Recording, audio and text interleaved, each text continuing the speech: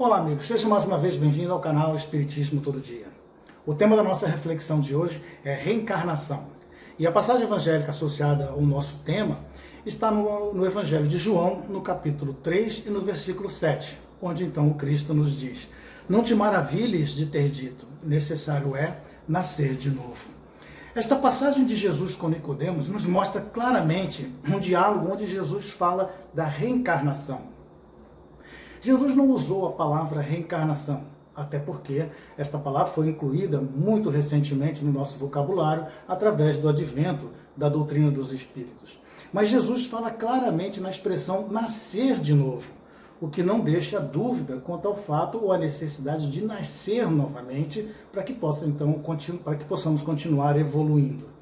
Nascer da água para os antigos significava o nascimento carnal, pois existia o conceito naquela época de que tudo vinha ou que tudo advinha da água. E nascer do espírito significava a parte espiritual do homem. Vou fazer uma leitura bem resumida da nossa passagem de hoje para que a gente possa continuar a nossa reflexão. Vamos lá. Ora, havia entre os fariseus um homem chamado Nicodemos, um dos principais dos judeus. Ele foi ter com Jesus de noite e disse-lhe: "Rabi, sabemos que és mestre, vindo de Deus, pois ninguém pode fazer estes sinais que tu fazes, se Deus não estiver com ele." Respondeu-lhe Jesus: em verdade vos digo, que se alguém não nascer de novo, não pode ver o reino de Deus." E perguntou-lhe então Nicodemos: "Como pode um homem nascer sendo velho? Porventura pode tornar a entrar no ventre de sua mãe e nascer?" Jesus lhe respondeu: em verdade te digo, que se alguém não nascer da água e do Espírito, não pode entrar no reino de Deus. O que é nascido da carne é carne, o que é nascido do Espírito é Espírito. O vento sopra onde quer, e ouves a tua voz, mas não sabes de onde vem, nem para onde vai. Assim é todo aquele que é nascido do Espírito.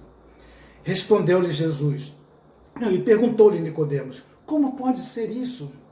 E respondeu-lhe Jesus: tu és mestre em Israel e não entendeis essas coisas? Em verdade te digo, que nós dizemos o que sabemos e testemunhamos o que temos visto e não acreditais em nosso testemunho.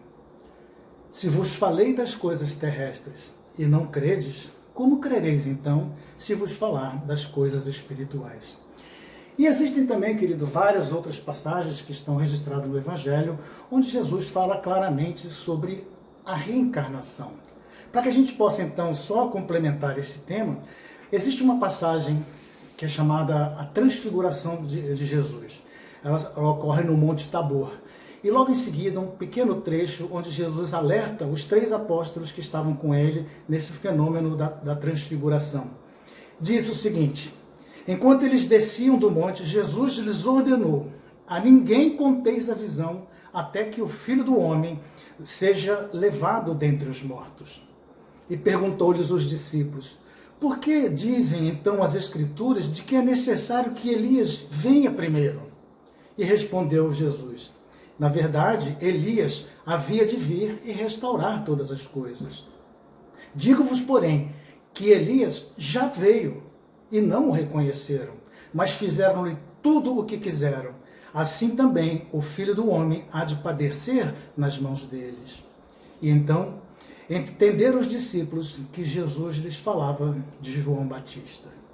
Com estas palavras, então, queridos, o Cristo então mostra aos seus discípulos naquele momento de que João Batista era uma reencarnação de Elias, que deveria vir antes então do Cristo. E Jesus nos mostra que a lei divina nos consegue sempre novas oportunidades para que a gente possa melhorar cada vez mais. Como vimos, várias foram as passagens em que a reencarnação, ou pelo menos a expressão nascer de novo, é trazida dentro dos evangelhos. Mas provar que a reencarnação existe não é o objetivo do nosso tema de hoje, nem tampouco da nossa reflexão. O nosso objetivo aqui é falar da justiça divina, da justiça de Deus que permite que tenhamos outras oportunidades para que a gente possa crescer. Que tenhamos, então, ao longo das diversas encarnações, oportunidades sucessivas para que a gente possa, então, melhorar cada vez mais. Falar também da justiça de Deus, que dá outras oportunidades para que a gente possa crescer. Neste momento, as palavras ditas por Jesus a Nicodemos fazem todo sentido para cada um de nós. Quando ele diz, em verdade vos digo, aquele que não nascer de novo não pode entrar no reino de Deus. E o reino de Deus, referenciado por Jesus, na verdade, é um estado de felicidade que nós haveremos de alcançar. Ora, esse estado de felicidade ainda está um pouco longe de ser alcançado por nós, mas que com certeza nós iremos alcançar esse estado de felicidade em algum dia. E o meu amigo Olavo me contou um caso bastante interessante que aconteceu com a avó dele. E ele me contou da seguinte forma: a avó dele era uma mulher espírita, fervorosa, acreditava na reencarnação e acreditava que deveria se esforçar, trabalhar sempre com o objetivo de melhorar e desenvolver cada vez mais, trazendo assim, cumprindo seus deveres daquela reencarnação e conseguir evoluir e ser feliz. A sua avó se chamava Dona Flauzina. Ela era uma mulher que poderíamos dizer realizada e feliz. Espírita consciente, participava de obras assistenciais na casa espírita onde trabalhava e tinha uma família adorável. Tinha 3 filhos e 8 netos. Dentre esses netos, esse amigo Olavo que me referenciou e que me contou essa história. Mas o único problema que a Dona Flauzina tinha era a cruz que ela carregava dentro de casa, o seu marido. Existia ali um profundo desentendimento entre os dois e às vezes chegando a discussões muito calorosas. O marido não era má pessoa, era um homem bom, sem vícios, um pai dedicado, amoroso com os filhos, com os netos, mas tinha um gênio, nossa, aquele gênio terrível, e parecia que esse gênio ia piorando com o passar das idades. E a Dona Flauzina dizia: só o espiritismo é que me faz suportar o Gumercindo. Mas eu hei de ter forças para que eu possa cumprir a minha jornada e cumprir a minha missão até o fim. Para que depois possa ficar livre e juntos nunca mais, dizia a Dona Flauzina. E assim foi a vida da Dona Flauzina durante os 48 anos que permaneceram casados. Até que ela voltasse, então, que regressasse à pátria espiritual. Passado algum tempo, já no plano espiritual, aquele período de turbulência, de um pouco de entorpecido, eis que Dona Flauzina desperta num confortável leito de hospital. Já em franca recuperação, um ambiente muito aconchegante. Passado alguns dias, ela recebeu a visita de um mentor amigo do plano espiritual que veio conversar com ela. Ele trouxe uma ficha onde ele falava assim: bom dia, Dona Flauzina. Aqui, na sua ficha, mostra que a senhora levou uma vida digna, mulher batalhadora, boa mãe, grande trabalhadora da causa espírita. Mas aqui consta, Dona Flauzina, um problema muito grave. Um compromisso não cumprido. O seu marido. Como? Disse a Dona Flauzina, quase que morrendo novamente, né? Como? Disse a Dona Flauzina. Eu sempre fui fiel ao meu matrimônio. Eu suportei o Gumercindo por quase meio século. Ao que o mentor amigo disse para ela o seguinte: pois foi justamente isso, Dona Flauzina. A senhora suportou o seu Gumercindo. E, no entanto, o objetivo era outro, completamente diferente. A senhora deveria harmonizar-se com ele, superar mágoas e dívidas do passado. Mas a sua postura, Dona Flauzina, de suportar o Gumercindo, eliminou todas as possibilidades de reconciliação, de harmonização da senhora e do seu Gumercindo. Mas Deus é justo, Dona Flauzina. Ele sempre vela por nós, sempre nos dando outras oportunidades. E a senhora e a senhora e seu Gumercindo voltarão novamente e começarão tudo de novo, disse o mentor amigo, então, a Dona Flauzina. Mas, querido, como nós vimos nessa pequena história, a palavra de Jesus a Nicodemos faz todo sentido, né? Aquele que não nascer de novo não poderá entrar no reino de Deus, ou não poderá alcançar esse estado de felicidade. E casos semelhantes como esse, da dona Flauzina, nós vemos em todas as famílias que vivem sobre a terra. Todos nós temos problemas, todos nós temos dificuldades, e cabe a cada um de nós identificar esses problemas e trabalhar para solucioná-los da melhor forma possível. Jesus não ensinou a suportar, Jesus ensinou a perdoar e amar. E fazendo uso dessas ferramentas divinas, que são a tolerância, a paciência, o amor, a compreensão, o ajudar, o servir, o respeitar, todas essas ferramentas é que vão com certeza dar para a gente condições para que a gente não mais suporte esses problemas, mas que a gente possa solucionar todos esses problemas e alcançar então a nossa felicidade. Então, a partir daí, muitas vezes, quando nós assumimos a postura da dona Flauzina, nós passamos então a suportar tudo que passamos de dificuldade na nossa vida com o objetivo, ou pelo menos com a suposta ideia de que seremos merecedores da felicidade. Suportando os nossos maridos, suportando os nossos filhos, suportando as nossas filhas, suportando situações, emprego, trabalho, enfim, vamos suportando, e assim vai. Para reduzir e para nos redimir, nós vamos suportando tudo isso de uma forma intensa, com base em muito sofrimento e muita dor. Mas não podemos assumir mais a postura de suportar todas as dores e dificuldades, como se disséssemos ao mundo quanto que nós estamos suportando, ou quanto que nós estamos fazendo para poder ser merecedores de uma felicidade. A reencarnação é a oportunidade que Deus nos dá de um futuro melhor. E Deus dá essa oportunidade para todos os nossos filhos. A reencarnação, como eu disse, não é uma invenção da doutrina espírita. Até porque, como eu já disse, esse conceito já vem de muitos, desde a origem dos tempos. O que a doutrina espírita nos dá é a condição de olhar por um outro ponto de vista mais racional.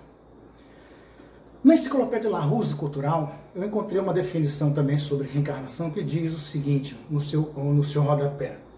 O Espiritismo recuperou este conceito com algumas alterações.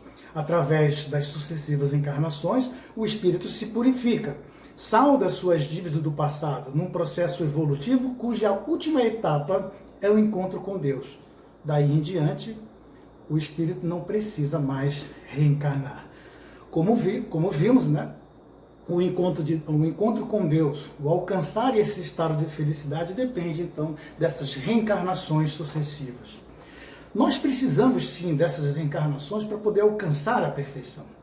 E renascer em família, na maioria das vezes, é a grande oportunidade que nós temos para poder ir não mais suportando, mas para que a gente possa ir construindo, para que a gente possa ir reparando.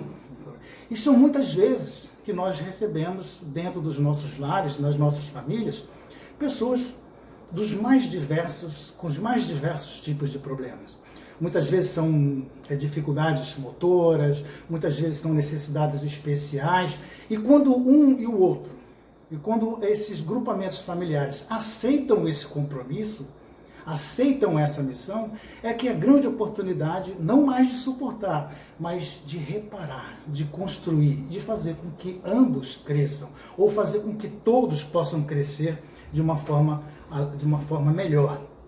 E dependendo de cada um de nós, sem rebeldia, sem alerta, mas com paciência, com amor, cumprir dessa forma a nossa missão. A palavra suportar, ela tem que ser definitivamente abolida das nossas vidas.